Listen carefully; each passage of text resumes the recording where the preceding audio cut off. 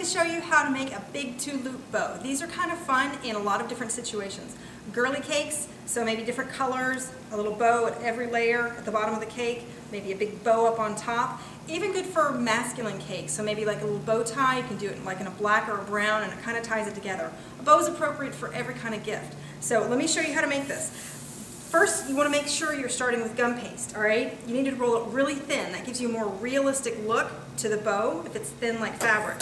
And having that Tylose powder in your fondant, which makes the gum paste, allows it to get nice and thin without tearing.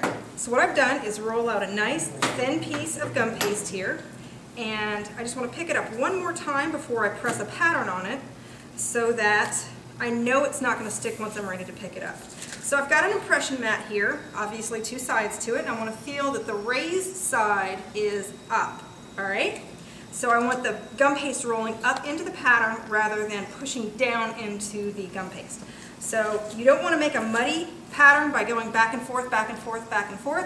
What you want to do is give one good firm solid roll over the pattern all the way across. All right. You should just be able to pick that up, and it has a nice pattern to it. You can make that pattern pop a little bit by using some super pearl on it. See how much that makes it pop? All right. Take the excess off there. Now all I'm going to do is take my 2-wheel cutter, and you can use either the scallop side or the flat edge side. I will use the scalloped edge side here. I just want to straighten out the edge. Now some people use a pattern for these bows, but I don't think it's really necessary. Just eye up about the thickness that you want. We'll go about 2.5 inches or so wide. And so I'll just square off my ends. Okay, so here's the fun part. Just take a regular paper towel, tear it right in half, and I'm gonna roll kind of crunchy like. Not perfect. Roll kind of crunchy like. All right, here's the fun part. Pick this up, put it pattern side down, and take your crunchy little paper towel, fold this over. Same thing on the other side towards the center. Now what you want to do is take a little droplet of water to make this stick. Make sure you're not getting your paper towel stuck down in there, because it'll be impossible to get out later on. So that side's nice and stuck. And then this side, a little water right there.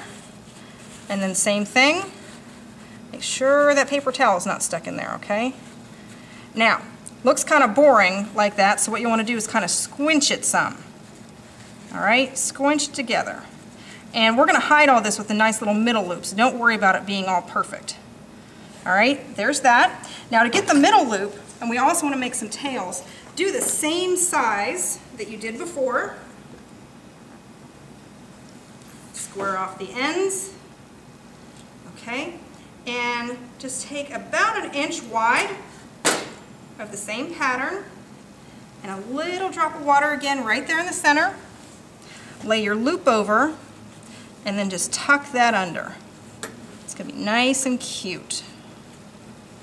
Okay, give a little bit of life to this here. See how this sits kind of flat? That's a little too boring for me. Squinch that up a little and it makes it come to life a little bit. Now, back to the tails, we have this other piece that we have cut. I'm just going to do a little V-cut on each end. V-cut on each end. And then cut right across the middle, just like that. Now, we could just let it dry like that, but again, it's a little bit boring.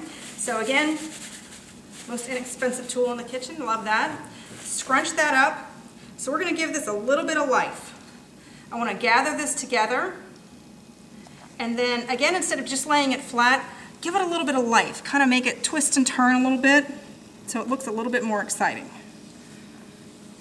Okay. And I've got one that's already dried. I'll show you how to put that together.